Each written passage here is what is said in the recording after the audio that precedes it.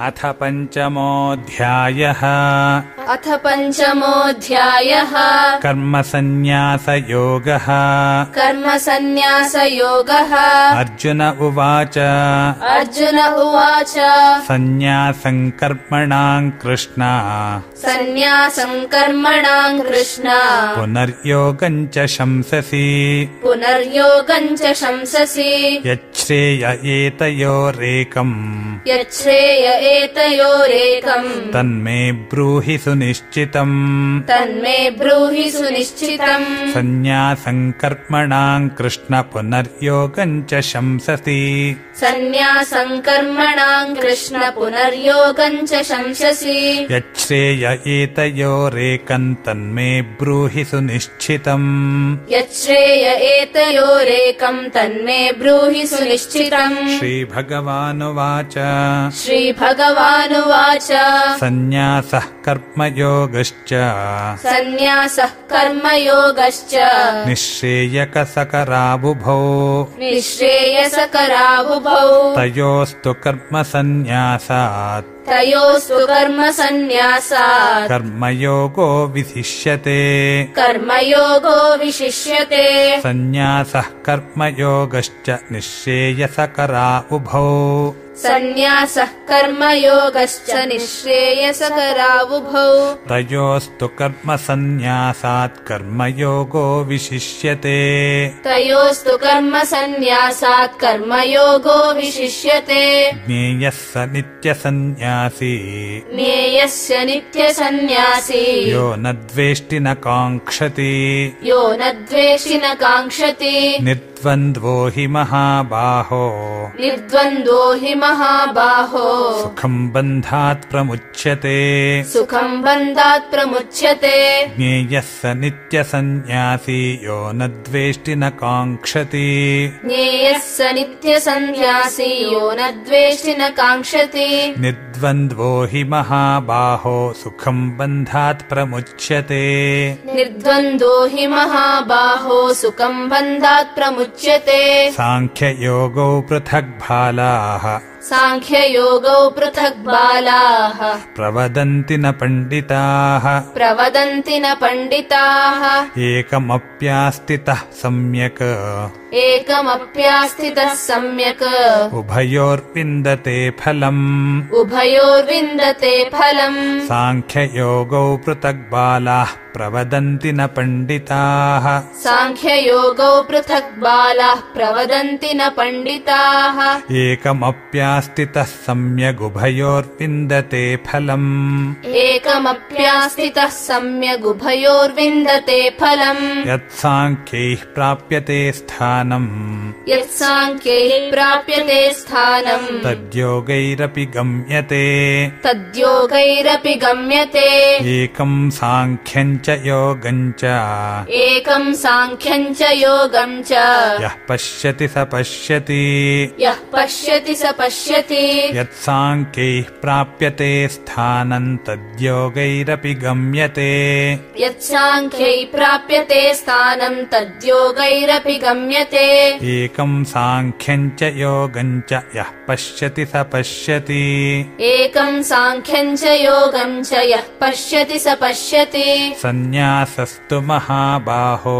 सन्न्यासस्तु महाबाहो दुःखमाप्तुमयोगतः दुःखमाप्तुमयोगतः योगयुक्तो मुनिर्ब्रह्मा योगयुक्तो मुनिर्ब्रह्मा न चिरेणाधिगच्छति न चिरेणाधिगच्छति सन्न्यासस्तु महाबाहो दुःखमाप्तुमयोगतः सन्न्यासस्तु महाबाहो दुःखमाप्तुमयोगतः योगयुक्तो मुनिर्ब्रह्म न चिरेणाधिगच्छति योगयुक्तो मुनिर्ब्रह्म न चिरेणाधिगच्छति योगयुक्तो विशुद्धात्मा योगयुक्तो विशुद्धात्मा विजितात्मा जितेन्द्रियः विजितात्मा जितेन्द्रियः सर्वभूतात्मभूतात्मा सर्वभूतात्मभूतात्मा कुर्वन्नपि न लिप्यते कुर्वन्नपि न लिप्यते योगयुक्तो विशुद्धात्मा विजितात्मा जितेन्द्रियः योगयुक्तो विशुद्धात्मा विजितात्मा जितेन्द्रियः सर्वभूतात्मभूतात्मा कुर्वन्नपि न लिप्यते सर्वभूतात्मभूतात्मा कुर्वन्नपि न लिप्यते नैव किञ्चित् करोमीति नैव किञ्चित् करोमीति युक्तो मन्येत तत्त्ववित् युक्तो मन्येत तत्त्ववित् पश्यन् शृण्वन् स्पृशन् जिघ्रन्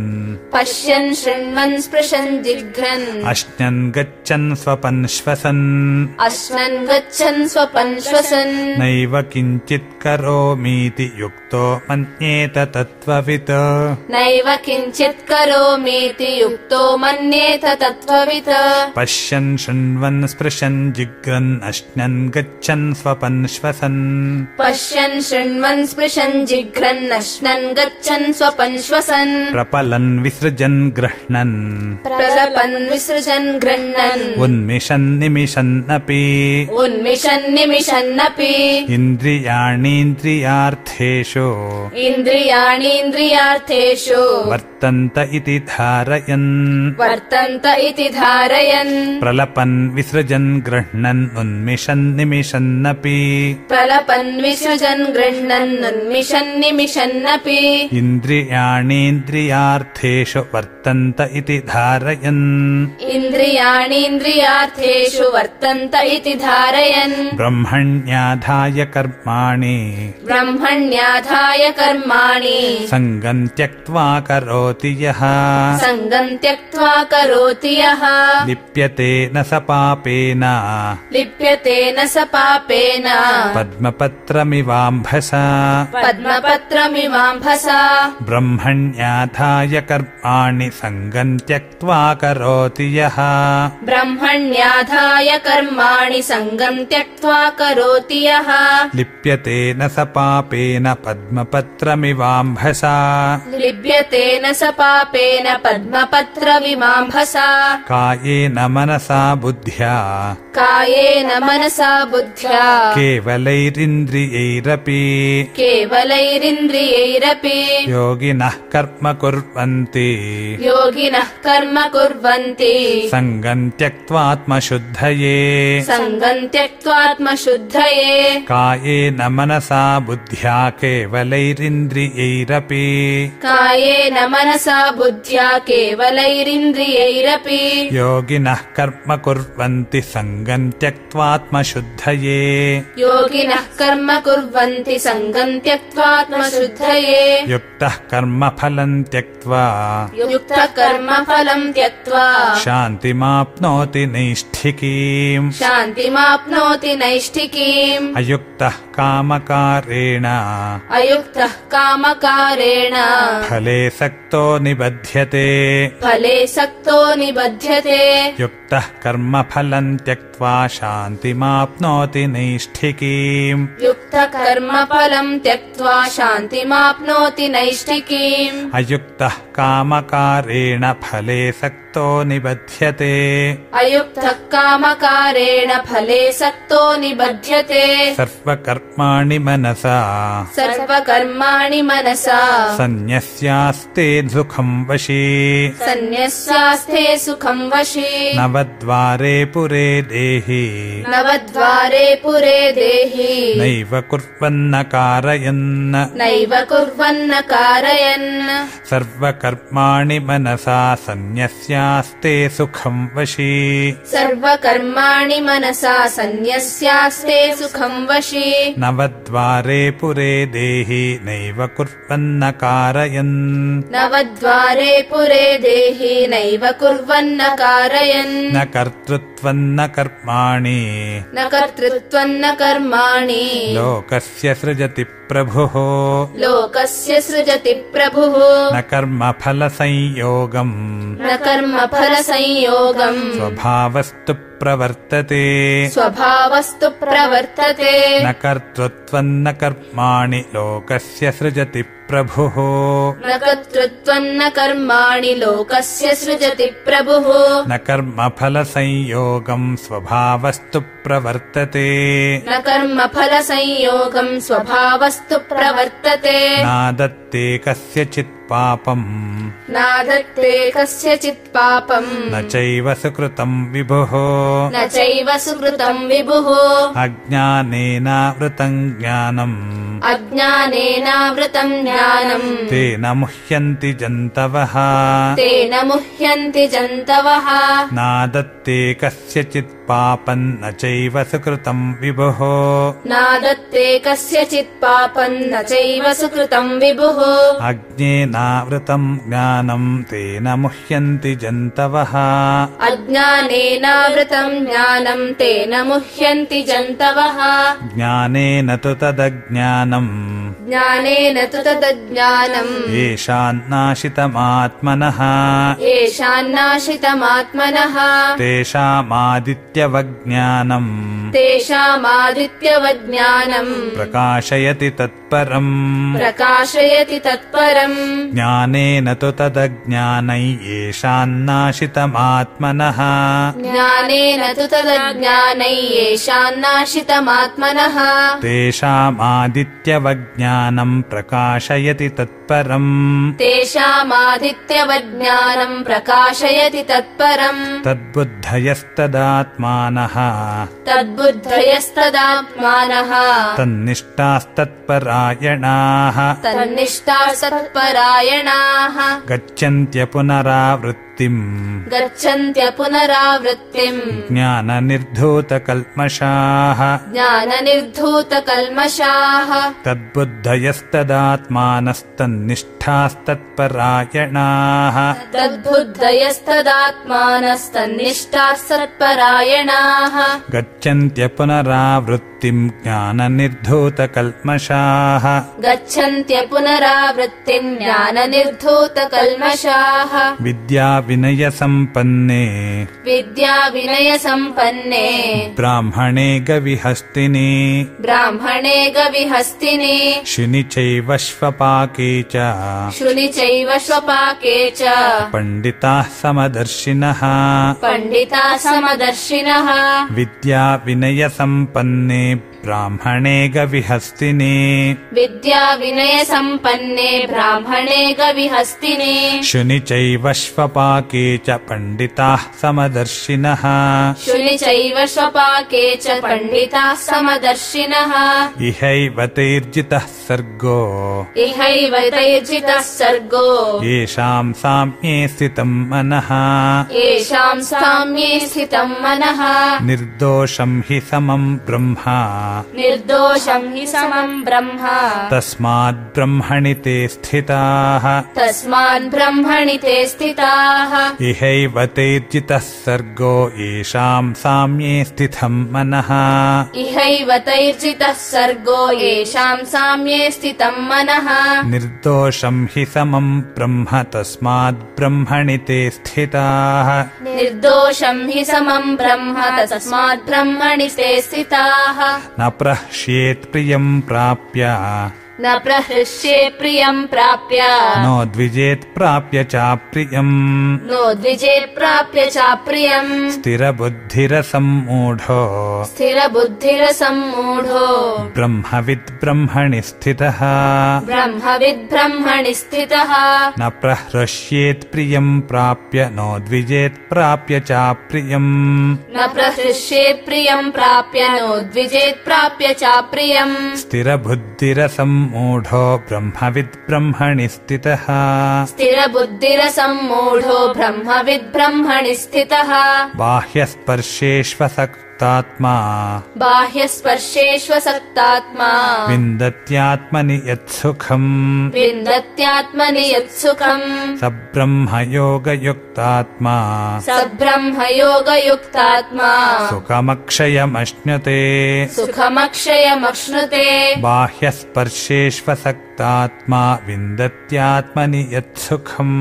बाह्यस्पर्शेष्वसक्तात्मा विन्दत्यात्मनि यत्सुखम् स ब्रह्मयोगयुक्तात्मा सुखमक्षयमश्नुते सब्रह्मयोगयुक्तात्मा सुखमक्षयमश्नुते ये हि संस्पर्शजा भोगा ये हि संस्पर्शजा भोगा दुःखयोनय एव ते दुःखयोनय एव ते आद्यन्तवन्तः कौन्तेय आद्यन्तवन्तः कौन्तेय न तेषु रमते बुधः न तेषु रमते बुधः ये हि संस्पर्शजा भोगा दुःखयोनय एव ते ये हि संस्पर्शजा भोगा दुःखयोनय एव ते आद्यन्तवन्तः कौन्तेय न तेषु रमते बुधः आद्यन्तवन्तः कौन्तेय न तेषु रमते बुधः शक्नोति हैव यः सोढुम् शक्नोति हैव यः सोढुम् प्राक्शरीरविमोक्षणात् प्राक्शरीरविमोक्षणात् कामक्रोधोद्भवम् वेगम् कामक्रोधोद्भवम् वेगम् स युक्तः स सुखी नरः स युक्तः स सुखी नरः शक्नोति हैव यः सोढुम् प्राक्शरीरविमोक्षणात् शक्नोति हैव यः सोढुम् प्राक्शरीरविमोक्षणात् कामक्रोधोद्भवम् वेगम् स युक्तः स सुखी नरः कामक्रोधोद्भवम् वेगम् स युक्तः स सुखी नरः योऽन्तः सुखोऽन्तरारामः योऽन्तः सुखोऽन्तरारामः तथान्तर्ज्योतिरेव यः तथान्तर्ज्योतिरेव यः स योगी ब्रह्मनिर्वाणम् स योगी ब्रह्मनिर्वाणम् ब्रह्मभूतोऽधिगच्छति ब्रह्मभूतोऽधिगच्छति योऽन्तः सुखोऽन्तरारामस्तथान्तर्ज्योतिरेव यः योऽन्तः सुखोऽन्तरारामस्तथान्तर्ज्योतिरेव यः स योगी ब्रह्मनिर्वाणम् ब्रह्मभूतोऽधिगच्छति स योगी ब्रह्मनिर्वाणम् ब्रह्मभूतोऽधिगच्छति लभन्ते ब्रह्मनिर्वाणम् लभन्ते ब्रह्मनिर्वाणम् ऋषयः क्षीणकल्मषाः ऋषयः क्षीणकल्मषाः छिन्नद्वैधायतात्मानः छिन्नद्वैधायतात्मानः सर्वभूतहिते रताः सर्वभूतहिते रताः लभन्ते ब्रह्मनिर्वाण ऋषयः क्षीणकल्मषाः लभन्ते ब्रह्मनिर्वाणम् ऋषयः क्षीणकल्मषाः छिन्नद्वैधायतात्मानः सर्वभूतहिते रताः छिन्नद्वैधायतात्मानः सर्वभूतहिते रताः कामक्रोधवियुक्तानाम् कामक्रोधवियुक्तानाम् यतीनाम् यतचेतसाम् यतीनाम् यतचेतसाम् अभितो ब्रह्मनिर्वाणम् अभितो ब्रह्मनिर्वाणम् वर्तते विदितात्मनाम् वर्तते विदितात्मनाम् कामक्रोधवियुक्तानाम् यतीनाम् यतचेतसाम् कामक्रोधवियुक्तानाम् यतीनाम् यतचेतसाम् अभितो ब्रह्मनिर्वाणम् वर्तते विदितात्मनाम् अभितो ब्रह्मनिर्वाणम् वर्तते विदितात्मनाम् स्पर्शान् कृत्वा बहिर्बाह्यान् स्पर्शान् कृत्वा बहिर्बाह्यान् चक्षुश्चैवान्तरे भ्रुवोः चक्षुश्चैवान्तरे भ्रुवोः प्राणापानौ समौ कृत्वा प्राणापानौ समौ कृत्वा नासाभ्यन्तरचारिणौ नासाभ्यन्तरचारिणौ स्पर्शान् कृत्वा बहिर्बाह्यान् चक्षुश्चैवान्तरे भ्रुवोः स्पर्शान् कृत्वा बहिर्बाह्यान् चक्षुश्चैव नासाभ्यन्तरेवान्तरे भ्रुवोः प्राणापानौ समौ कृत्वा नासाभ्यन्तरचारिणौ प्राणापानौ समौ कृत्वा नासाभ्यन्तरचारिणौ यतेन्द्रियमनो बुद्धिः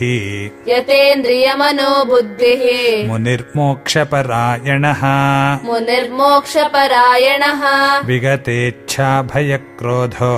विगतेच्छाभयक्रोधो यः सदा मुक्त एव सः यः सदा मुक्त एव सः यतेन्द्रियमनो बुद्धिर्मुनिर्मोक्षपरायणः यतेन्द्रियमनोर्बुद्धिर्मुनिर्मोक्षपरायणः विगतेच्छाभयक्रोधो यः सदा मुक्त एव सः विगतेच्छाभयक्रोधो यः सदा मुक्त एव सः